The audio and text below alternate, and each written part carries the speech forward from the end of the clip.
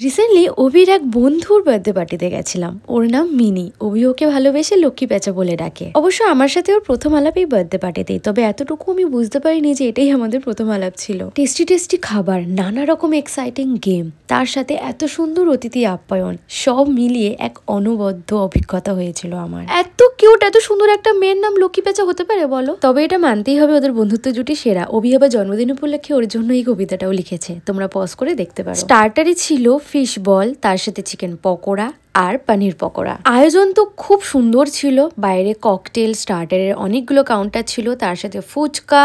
আমার তো বেশ ভালো লেগেছে। প্রতিটা খাবারই বেশ সুস্বাদু ছিল। আর এইদিকে আমি মকটেল খাচ্ছি ঠান্ডা ঠান্ডা, আর ওই পাশে অভি দাঁড়িয়ে আমাকে অভিশাপ দিচ্ছে, খা না খা, তোর শরীর খারাপ আরো হবে। বাট আমি এত কিছু তোয়াক্কা না করে অভির অনুপস্থিতিতে আইসক্রিমও খেয়ে নিয়েছিলাম। পরের দিন অবশ্য শরীর খারাপে ভুগেওছি। বার্থডে পার্টিতে ছোট থেকে বয়স্ক সকলের জন্য গেম অ্যারেঞ্জমেন্ট করা হয়েছিল। এটা দেখে তো আমি বিশাল আনন্দ পেয়েছিলাম। আমরা হাজব্যান্ড ওয়াইফ দুটো গেমেই নাম দিয়েছিলাম, আর দুটো গেমেই আমরা জিতেছি। আর এই হচ্ছে শাশ্বতী দি এবং সম্রাটদা। প্রথম আলাপে দিদি এবং দিদির ফ্যামিলির সবাই আমাকে এতটা আগলে নিয়েছিল যেন মনে হচ্ছিল কত পুরনো সম্পর্ক আমাদের। মেন কোর্সে ছিল নান আর তার সাথে চানা মশলা, আর তারপরে দিয়েছিল ভেটকি মাছের ফিশ ফ্রাই। তারপরে গরম গরম চিকেন বিরিয়ানি আর তার সাথে চিকেন চাপ। আমি অবশ্য চিকেন চাপ নিইনি, আমি শুধু বিরিয়ানির আলু দিয়ে আর চিকেন দিয়েই চিকেন বিরিয়ানিটা কমপ্লিট করেছিলাম। আর এই মিক্সড ফ্রুট চাটনিটার বিষয় না বললেই নয়, এত টেস্টি চাটনি আমি অনেকদিন পর খেলাম। তার সাথে নলেন গুড়ের রসগোল্লা আর নলেন গুড়ের সন্দেশ, বেশ সুন্দর লেগেছিল খেতে। অ্যান্ড অনেস্টলি সেইং, অনেকদিন পর এরকম একটা বার্থডে পার্টিতে গেলাম যেখানে কি এতটা পরিমাণে আনন্দ করেছি আমরা।